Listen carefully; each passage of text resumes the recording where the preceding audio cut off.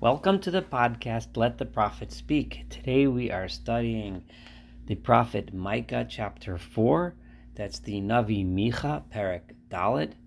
And this is Saul Weinreb, the host for your podcast.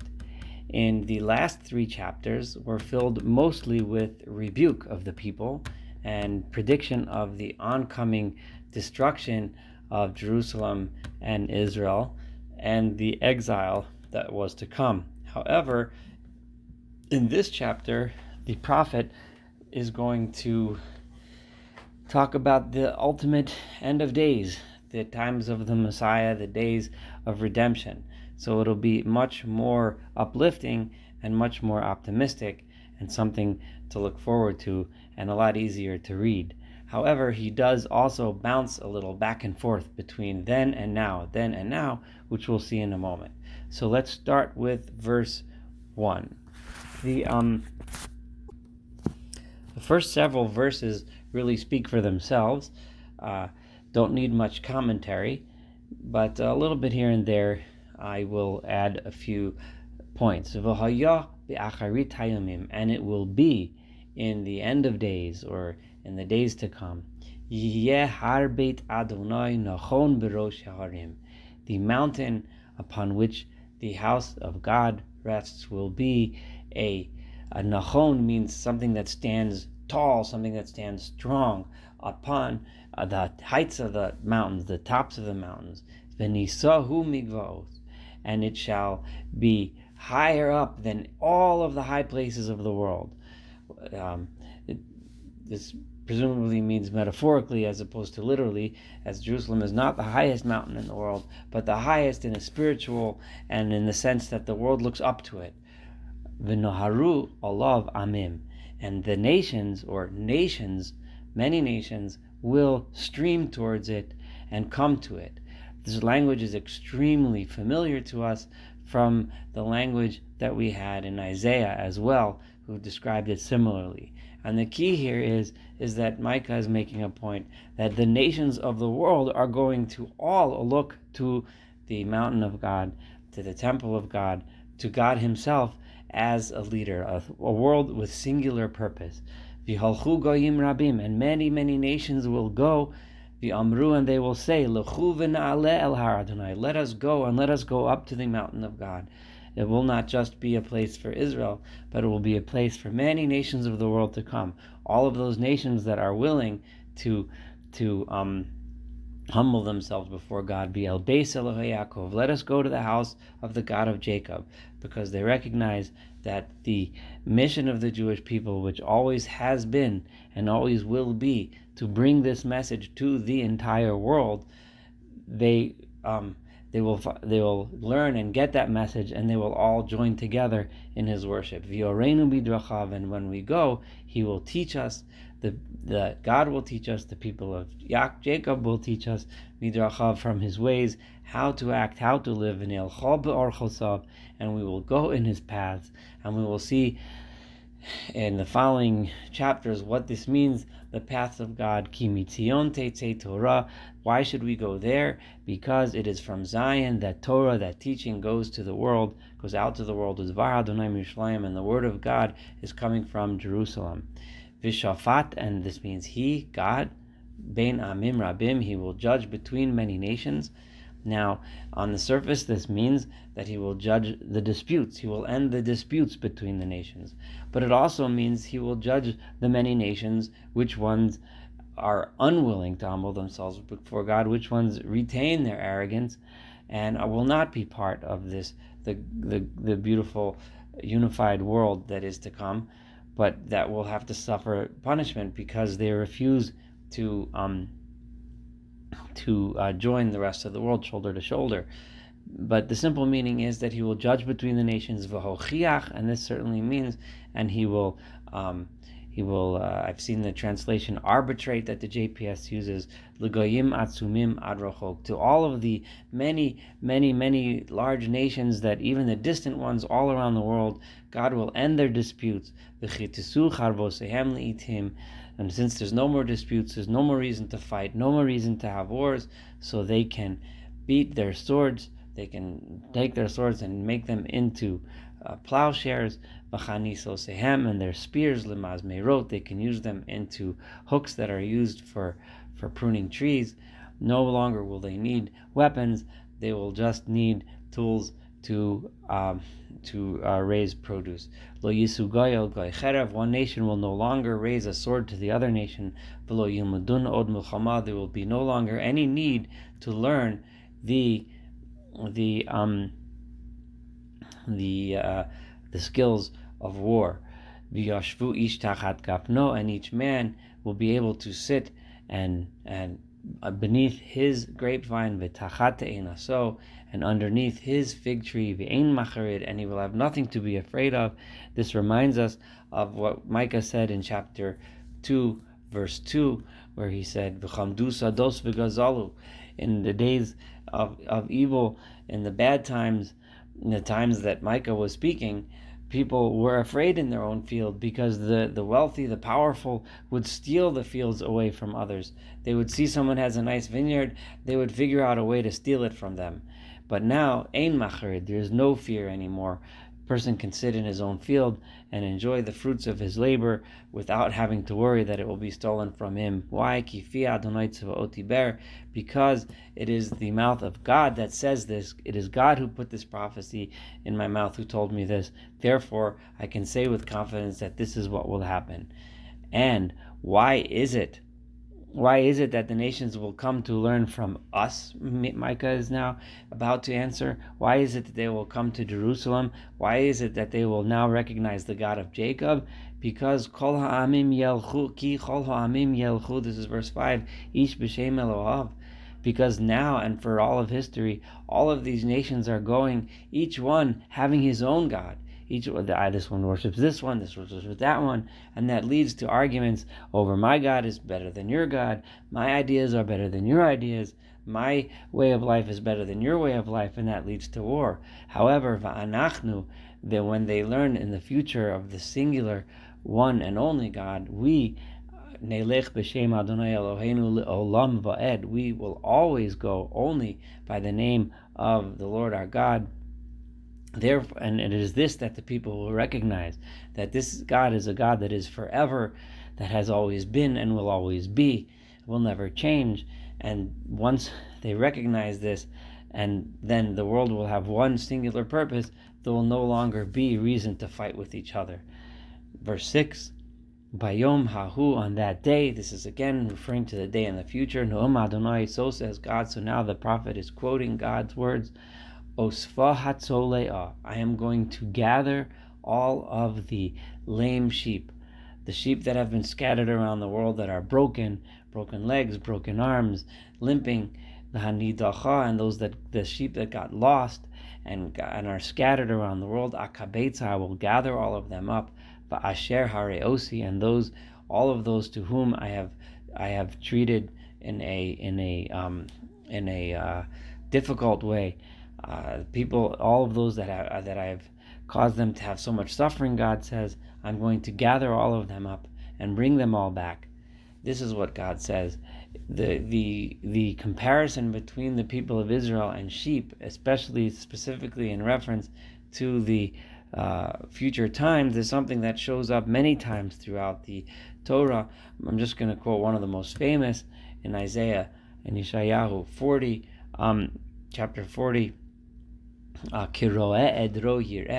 When he's also talking about the time in the future, just like Isaiah compares God to a ro'eh edro, a shepherd of his flock. He will pasture his flock, bizro'oyi kabet tilaim, and with his arm he will gather the lambs, and carry them, and so on. This again, over there we see the same kind of imagery of God gathering the lost sheep.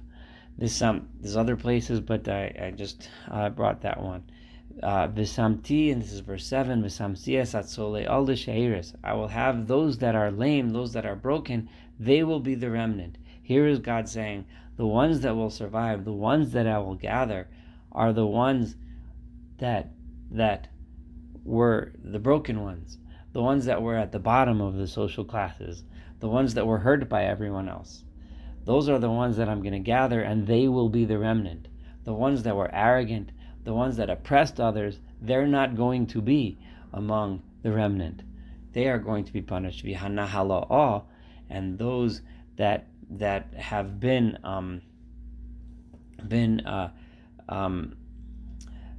thrown out, those that have been rejected, they will become a powerful nation. And God will rule upon them, Bihar Tzion, on the mountain of Zion, Me'atav Yad Olam, from now. And this now here presumably means now, meaning the time that he's envisioning. And since he is envisioning that time in his mind, or rather in this speech, in this prophecy, that is the now and forever, for all time. V'ata, and you, this is verse 8. So we have a reference here to Migdal Eder. And you, Migdal Eder. Now, we're familiar with, there's a whole bunch of different translations for what Migdal Eder means. One translation is Migdal Eder is, and this is Rashi, looks at it as the strength of Israel. And that is the strength of Israel, meaning Migdal Eder, Migdal meaning the strength. Another translation, a way to look at it, Rashi has a second understanding that it could be a reference to the Beit HaMikdash, to the temple. Evan Ezra looks at this Migdal Eder as, and he translated it as a reference to Jerusalem, the city of Jerusalem.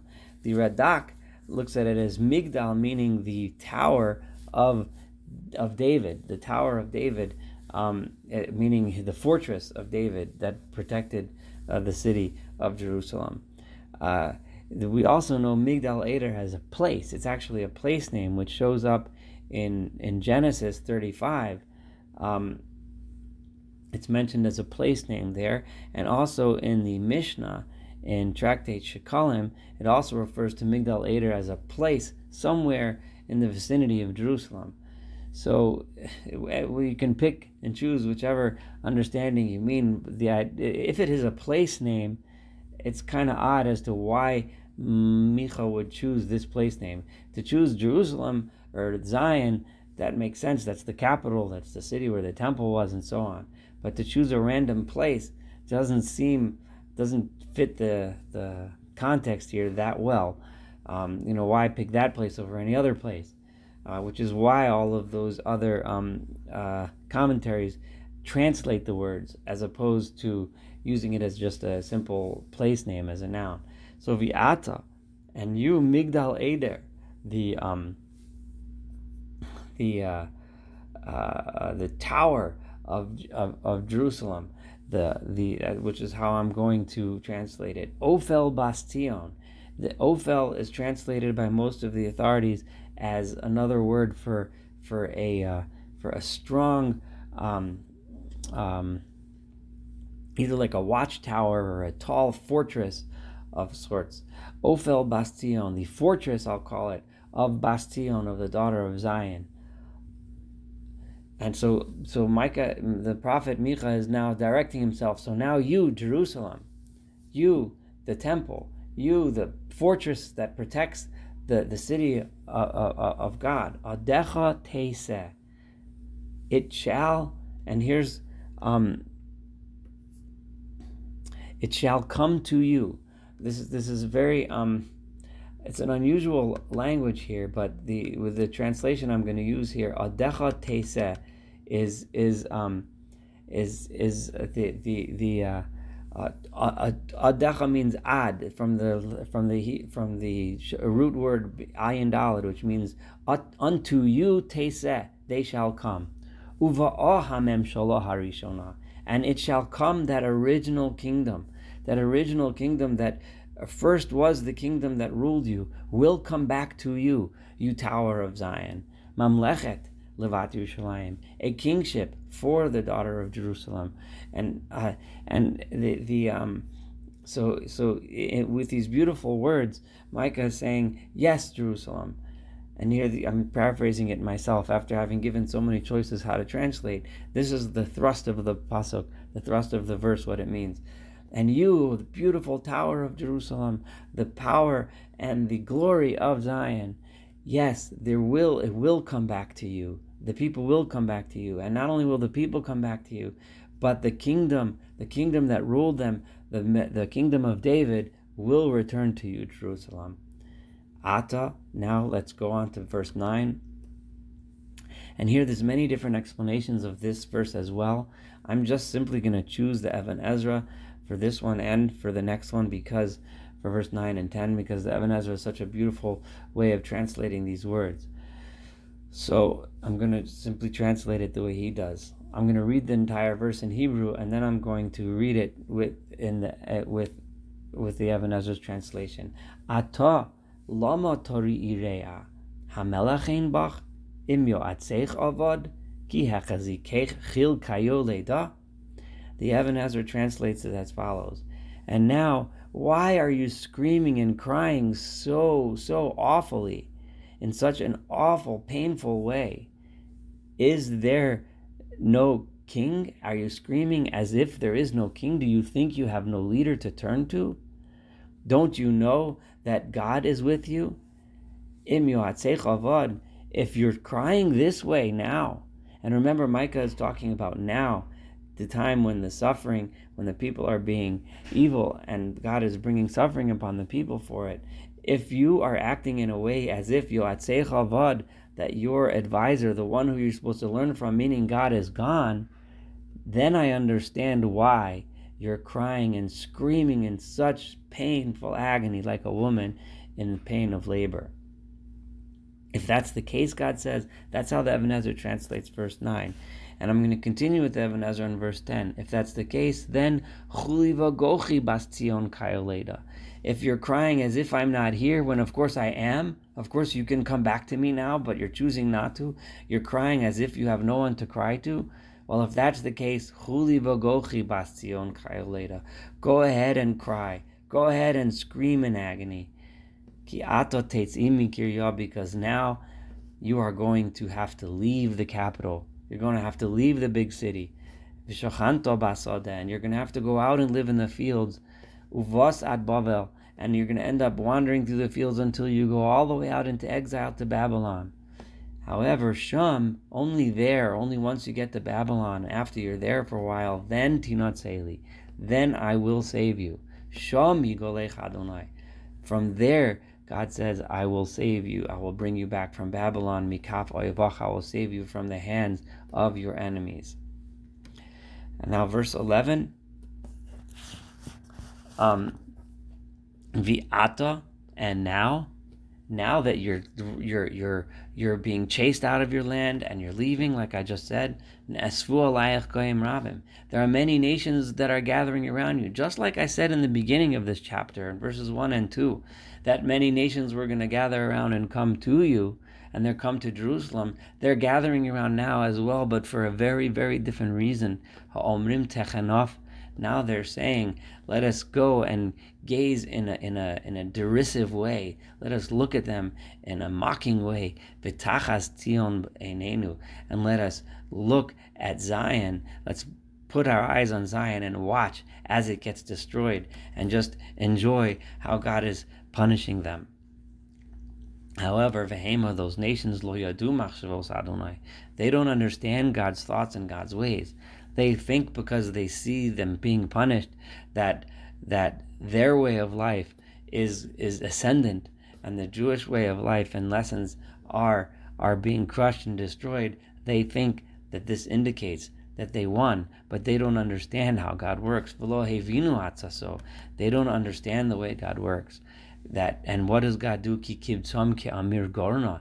In truth, when God is gathering them together, He is not gathering them together in such a way that that demonstrates that God, the God of Israel, is destroyed or weak, but rather He is gathering them together because ultimately He's going to punish them for their behavior.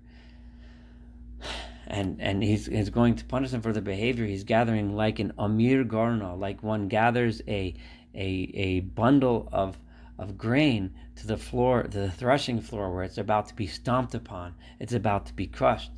And the threshing is such a great example, because the threshing floor is where one stomps upon the grain and gets rid of the stuff that is not needed and takes out the grains that we do want. They don't understand that when God is sending the people into exile, He's not doing them because they're lost, because they're gone. He's doing it because, yes, there's a threshing, there's a destruction happening. However, those that are wanted in the end, those that are good, those that are humble, will be in the end be chosen and taken out, and those that are just the junk, the bad stuff, will be crushed.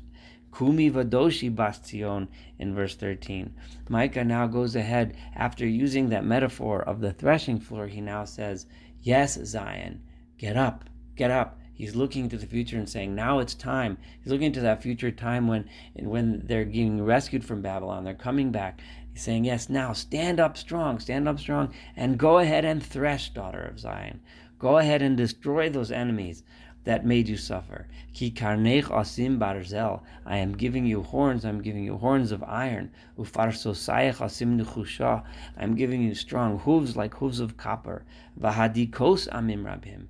Go ahead and crush all of those many nations that made you suffer. V'hacharamti ladonai bitzam. And I will, and I, says God, and this is kind of interesting, because it says I, because I will set aside to God the spoils of that war. God is waging the war, and He's setting aside the spoils for the glory of God. And all of their wealth of the nations that don't humble themselves in this time are going to be given over to the master of the entire world. Now this next verse, verse 14, which is the last verse of the chapter, is extremely difficult to translate and understand. I am going to mention several different ways that it can be read. Each one has some very different meanings, but it's interesting nonetheless. So verse 14, Atot titgodedi bat gidud. Now, these words, titgodedi, could mean one of two things. Gidud it could mean troops, like a mass of troops, like God gidud yigudenu.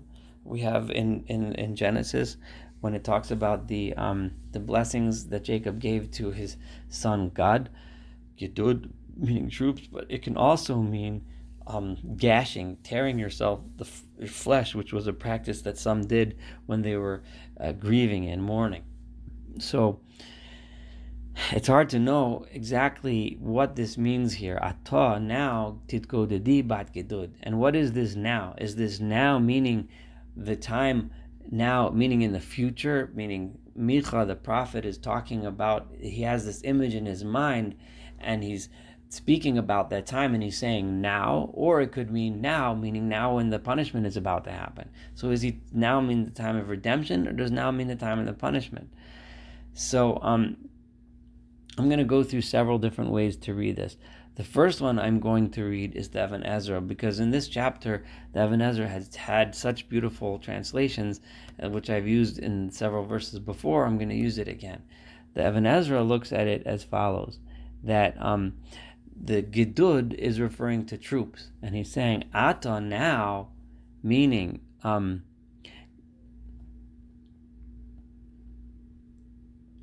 meaning the time in the future, right? Okay, and he's saying, go ahead and gather around. He's looking at the time of future, and this is kind of in a mocking way. Go ahead and gather around all of your troops and soldiers, all of you. Motzor som aleinu, go ahead and place a siege upon us. All of you, bashevet yaku alalechi, all of you who went ahead and mocked us back then when we were running from Jerusalem, Et Hashofet Yisrael, those of you who took sticks and smacked in the face with sticks, our leaders, our judges, go ahead and gather around. And then the obvious conclusion to that is because you're going to see soon what's going to happen next, which is going to be in chapter 5, that we are going to be redeemed and we're going to beat you. So then, we meaning the Jewish people and God. So Atotit go to Dibat Kedud is mocking them, saying, go ahead, gather around and do that. That's how the Ebenezer reads this verse. Other ways, the Mitsudos reads it similar to the Ebenezer, but he reads Atotit go to Dibat Kedud means go ahead, you people that are gathering around as troops, and tear yourselves, tear your flesh in mourning. Those of you who put a siege around us, and those of you who mocked our leaders by striking them as we were going into exile. So it's similar, but a little bit different. Rashi actually learns that this Ata is talking about now, during this time when the Jews are going into exile, and the time of the destruction of Israel, the time when that's happening. And Ata means Titzko Didi Bat Gedud. They're saying, yes, now the troops can gather around us. Now you can go ahead and place a siege upon us. Now you can go ahead and strike our leaders, but not in that future day when it's going to happen. That's how Rashi learns this pasuk. Those are three ways to understand this verse. But the general sense of the chapter is really the same no matter how we read this last pasuk, and that is that yes, now the nations are gathering around the people of Israel. Now the nations are gathering around and making the people of Israel suffer for what happened. However, after the exile, then God will save them, God will bring them back, and God will reestablish the kingdom of Israel, which he is going to begin the next chapter 5 with. Thank you so much for studying chapter 4 together. Looking forward to studying chapter 5 together as well.